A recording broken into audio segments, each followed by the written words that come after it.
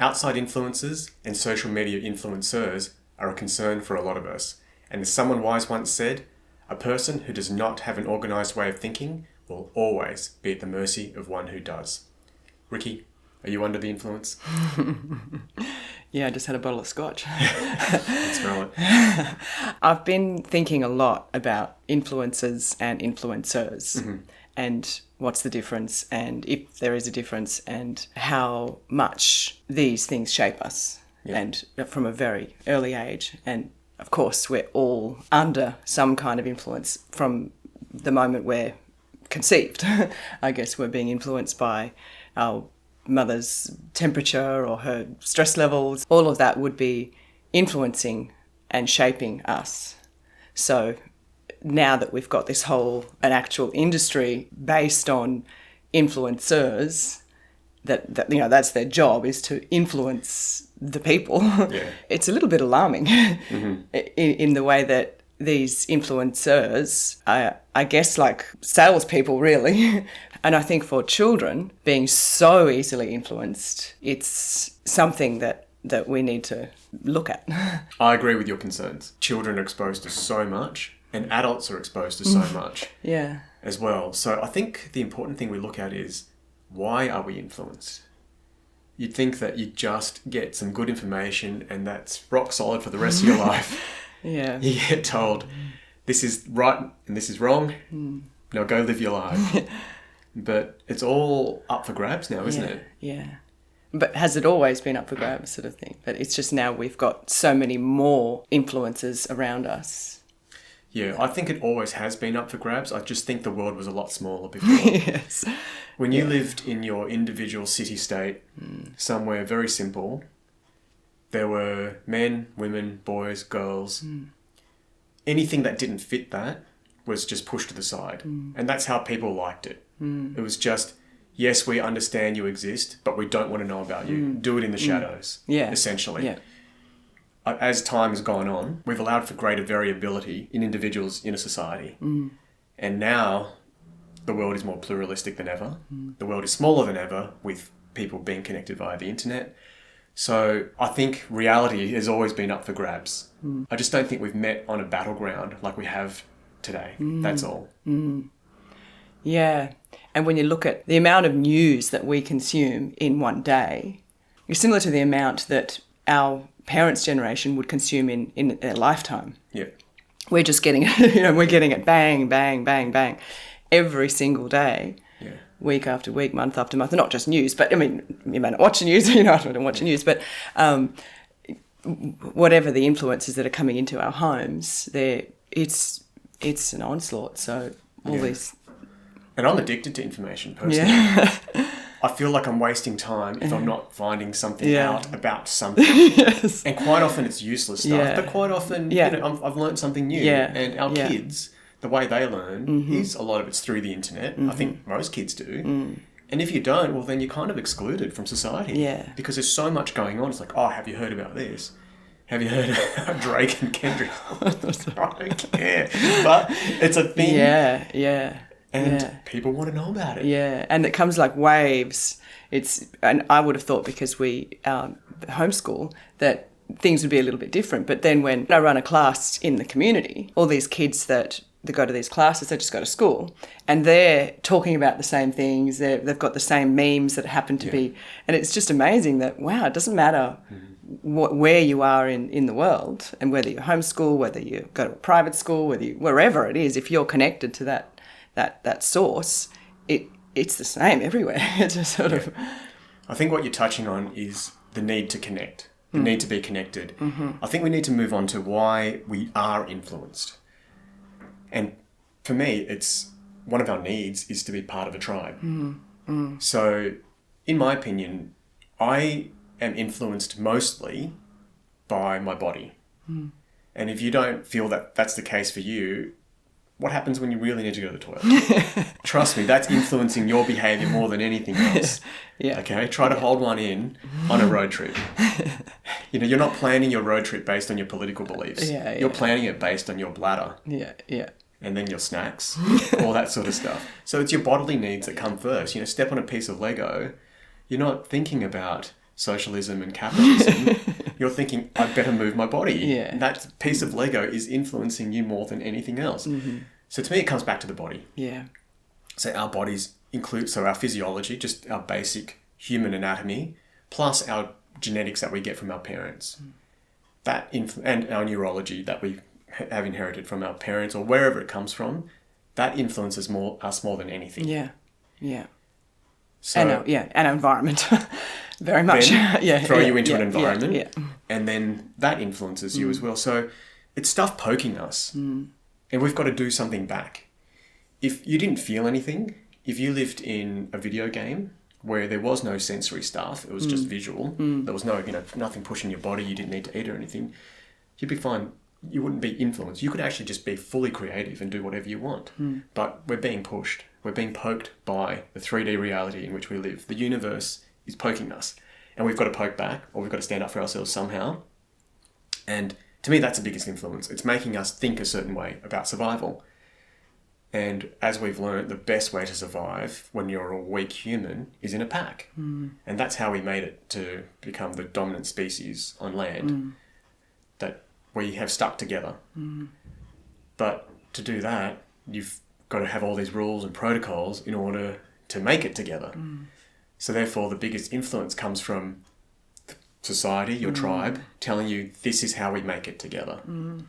And if you want to be part of that, you need to follow these rules. And the best way to get people to follow things is not through enforcing laws, but through culture. Whether it's deliberate or it just evolves simply because that's the behaviour of the people due to genetics and the environment. So we are influenced because we have to be. And we have to fight back against the environment, against nature. Yeah, that's really well put. Yeah, so there's nothing wrong with being influenced. Oh, you can't help it. We can't help it, yes. Yeah. It's totally natural for all of us. So having said all that, it looks like we're trying to find the most optimal way to survive.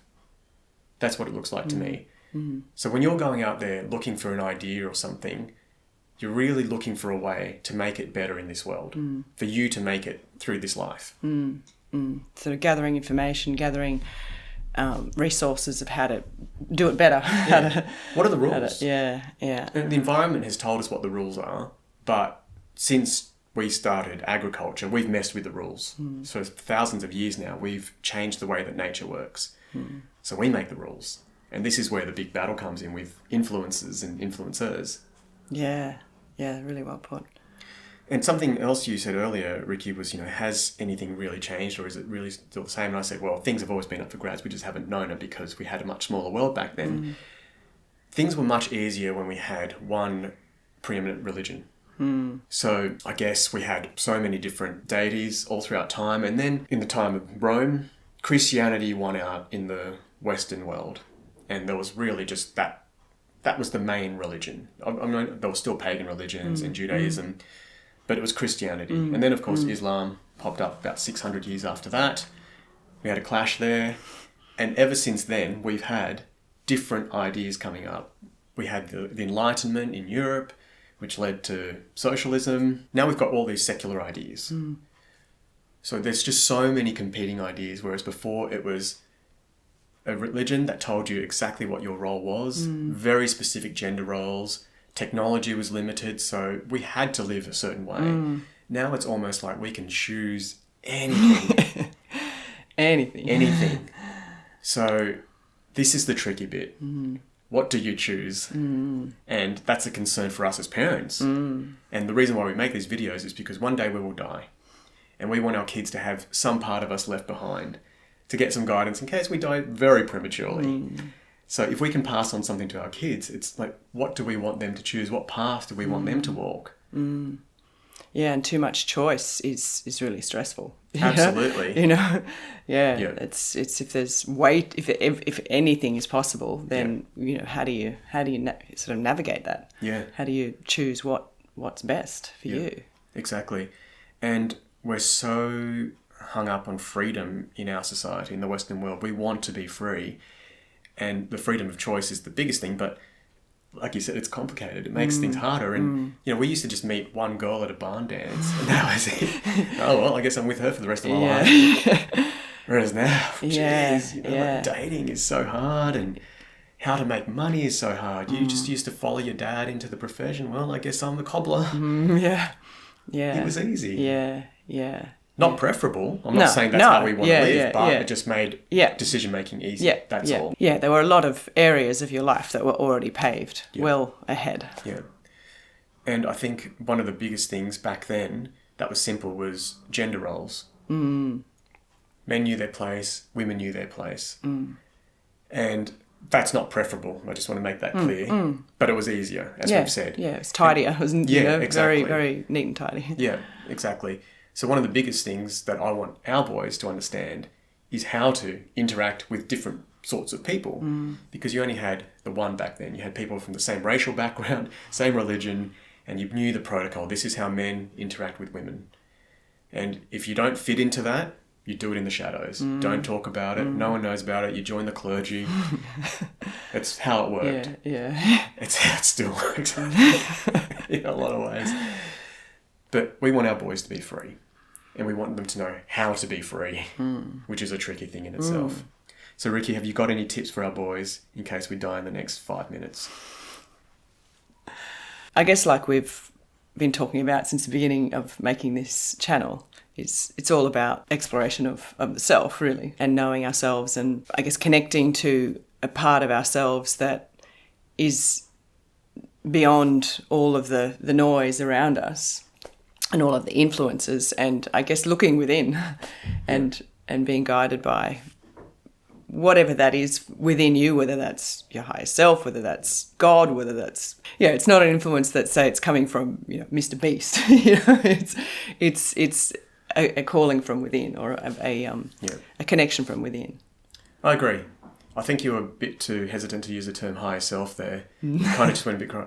It's like your higher self. I believe that there's a higher self, whatever it is. Who knows? If it's just sitting somewhere in your brain, it doesn't matter. But there's something that seems like it can't be touched. Yeah. It's divine. It's special. I'm going to use the word divine. I don't care. Yeah. Our kids aren't watching this anyway. They hate this channel. But I think it's divine. Something special in us. That's the good word to describe it. And let's call it the true self. Yeah. The higher self. Whatever. But we can connect to that. Yes. Absolutely. And you need to, if that's your guiding star, if that's your anchor into reality, then if you don't let that down, well, the influences around you in the world won't affect you so much.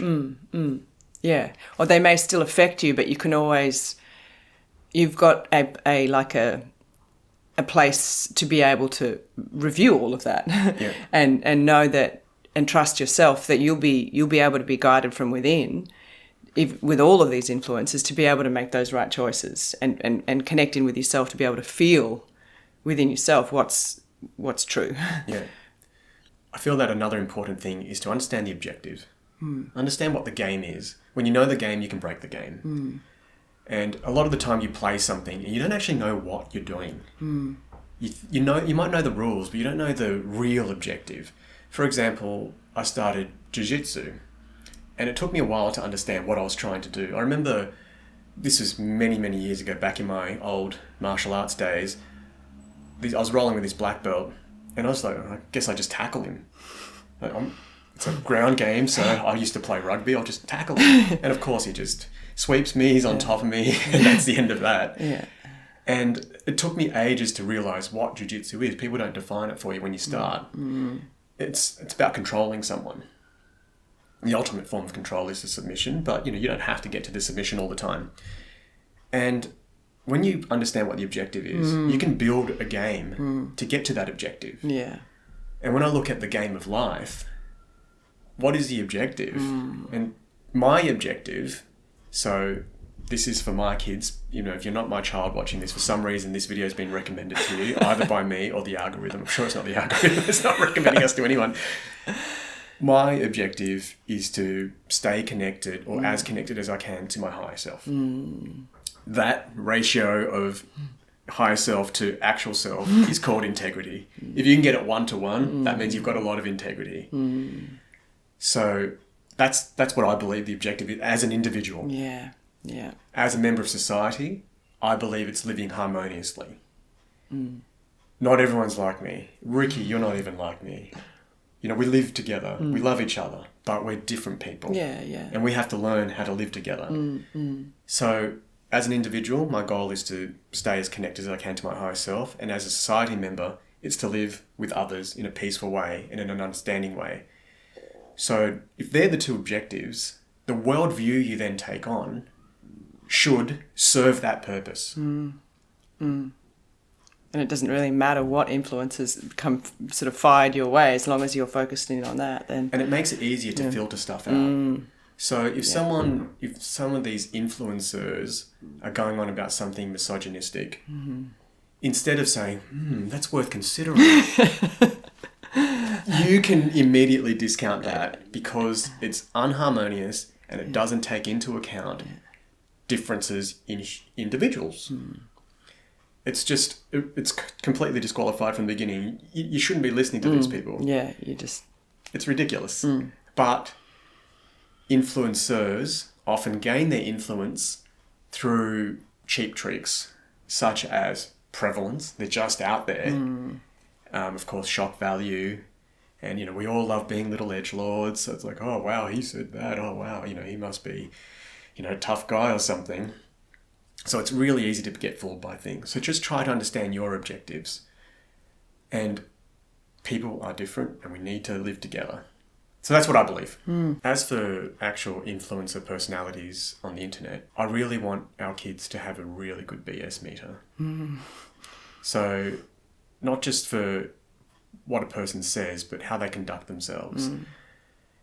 Someone can have a really good body of knowledge about the one thing that you're into, but it doesn't mean that they're worth influencing you about other things. A good example, again, is Brazilian Jiu-Jitsu. There's this stereotype of the instructor who goes on a bit of a political rant during class. This doesn't happen where I train, so anyone that I know that's watching this, no, it's totally cool. But it's a bit of a stereotype that they'll talk about their political views during class, start trying to push that onto their students, even doing inappropriate things with female students, all that sort of stuff, which is a form of influence. So just because someone's got a black belt or a degree or a PhD or whatever it is, they can kick a ball good. It doesn't mean that they understand the wider game of life. They're good at that one thing that they do, and that's why they influence you, because you want to kick a ball like that guy kicks a ball. Okay, you want to be able to roll like that guy. You like that submission, you like that teaching style, you want to emulate that. But know that you can just cut it there. That's where that person's field of expertise ends. You don't have to listen to their gardening tips. So that's really important too. That's something I want our kids to know, that have a really good BS meter. And just because someone's achieved this one thing, it doesn't mean that they can lecture you on every aspect of your life. All of a sudden, they're a climate change expert because they've got a black belt. Or maybe they're just a brown belt with one tip. Come on. That doesn't mean you know what you're talking about with nuclear power. But then when you're young, you're especially vulnerable to that because you don't know that. Yeah, exactly. When I was young, I had several different martial arts instructors, and I always saw martial arts as this spiritual pursuit. So I always thought a martial artist should have that sort of broad knowledge. It was the Mr. Miyagi, this real wisdom, this impossible wisdom. But now I know it's not the case. But when you're young, you don't. So when an influencer says something, it's like it's gospel. It's wow, okay, well, I've got to do that, or I've got to buy this, or I've got to use this, or believe that, or exactly. It's very hard to separate. So just be really careful with that, kids. I'm speaking directly to our boys right now. Just because one of your heroes in that particular field can do something. Just leave it there. Which does lead me to thinking about the people who do make wider political commentary. So people they're called social commenters or whatever. That's another thing to be careful of too. Okay, because they're supposedly experts about this wider field, but usually we all, including me, have our own point of view. And no matter what, as objective as you try to be, you end up pushing that. So be careful of that too, kids. That, that objective person, that I'm neither right nor left, it rarely exists. So always see where the money's coming from. Also see what they're saying, but also see what they're not saying. So quite often a person who's a social commentator will criticize one party about something, one side of politics about something, and not criticize the other. And it's like, hang on a second, I thought you stood up for freedom, but you're only talking about one sort of freedom, not, why don't you call this side out? Because they're not really about freedom. They're about pushing their own barrow. So just be careful of that too, that try to see where the money's coming from, see whose perspective they're pushing. Usually there's someone behind everybody, and it's usually a lot of money. Riki, just before we finish up, I just had one more thought. I find that when I'm well, when I'm feeling inspired, I'm influenced by bigger ideas. I'm influenced by my heart. I'm influenced by love, compassion, and empathy. And to me, that meets the objective of living harmoniously with people who are extremely different to me, different religious, political views, whatever. When I'm fearful, when my needs aren't being met, I'm motivated by fear. That makes me want to shrink. That makes me want to, double bolt the door and be safe. So keep that in mind too. We're motivated by love and fear. And when you're motivated by fear, people can really take advantage of that and get you to think a certain way because the wolves are at the door. Yeah, that's a beautiful way to finish. Look, kids, I don't know what you think about influences. I know we haven't influenced you very much. You always talk about how I'm speaking Japanese because all I do is yap, yap, yap. But I hope you got something out of this. To anyone else watching this, I hope you enjoyed it. Please feel free to comment and let us know what influences you, what you think of social media influencers, and if you've got any feedback about anything we've said today. Riki, have you got anything else? I do actually. Well, just how much power influencers have. And if they were to use that for a positive rather than a financial sort of gain, if they actually really genuinely cared about influencing people to be able to be their best selves. And influencers have enormous power. They've got these huge audiences. They can reach so many people. Imagine if they used that for a really positive, beneficial purpose. Yeah. And instead such as instead of focusing on, say, big, fat, juicy lips, how to get the best cheekbones or how to get the best plumped up kind of face, what about how do you take care of your brain? How do you have the most healthy, beautiful, juicy, gorgeous brain rather than silly stuff that Omega-3. And things like, rather than having, the best shoes or the best, the most amazing heels, how about, how amazing it is to have beautiful, healthy, strong feet. Yes. When someone takes off their shoes and they're, squished up in shoes for decades, that's not beautiful, but having strong health is a gift, and it's something you'd imagine if someone really cared about the young people that they're trying to sell something to. You'd think they'd sell the idea of being healthy. So you feel that influencers have a huge responsibility and that they should use that responsibility wisely and guide people towards better outcomes. Yeah. Again, going back to what you were saying before about outcomes, what is your goal? Yeah. Is it just to have juicy lips for 3 months until the Botox wears off, or do you want to have long-term healthy body, that'll carry you through into a long, healthy, hopefully rewarding and satisfying life? Yeah. Similarly, do you want to just be an edgelord that gets attention on social media just to annoy people and be a bit of a troll? Or do you want to build real connections in life and have actual friendships? And do you want to inspire young people? Do you want to lift them and guide them to be the best that they can be rather than, I hate that group or hate this group or, you've got a huge responsibility and a great opportunity as well to help people grow and be better, rather than hate more, like you said earlier, about fearing and shrinking, but to be more open and seeking something that's helpful, I think what you're touching on as well is we're motivated and influenced by our own psychological needs. So something happens to all of us in childhood. We build up all these scars. It's something that stops us from reaching our higher selves. Whatever it is, it's the world. It's just life. It's how it happens. And the market knows this. So they capitalize on it and sell us a solution to our insecurities or whatever our failings are, and we buy into that. Yeah. So if you are scarred and full of hate and anger, great, we'll take you to our side, we'll manipulate you, use you to get the votes, and then, we'll discard you. As soon as you disagree with us, we're going to cut you off. We're going to be extremely violent against you. And this happens all the time. You're out of the club, or you feel that you need to look a certain way and you weren't told something when you were younger. Maybe you weren't told that you were beautiful or whatever it is. And therefore you're just chasing that approval. Then cosmetic companies know this and play on our insecurities. Yeah, and also looking at what, say for a female, unfortunately, their worth is pretty much about how good they look. Yeah.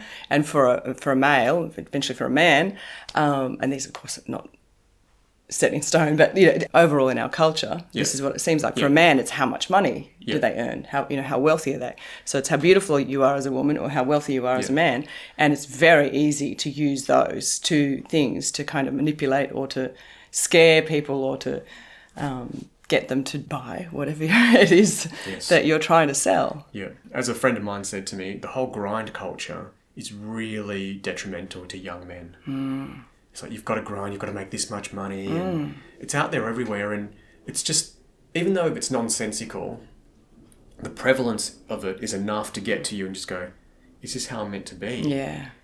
But with resources being scarcer, especially in Sydney with property, you do start thinking, well, they're correct, because how else am I going to buy a house unless I'm grinding 24/7? Yeah.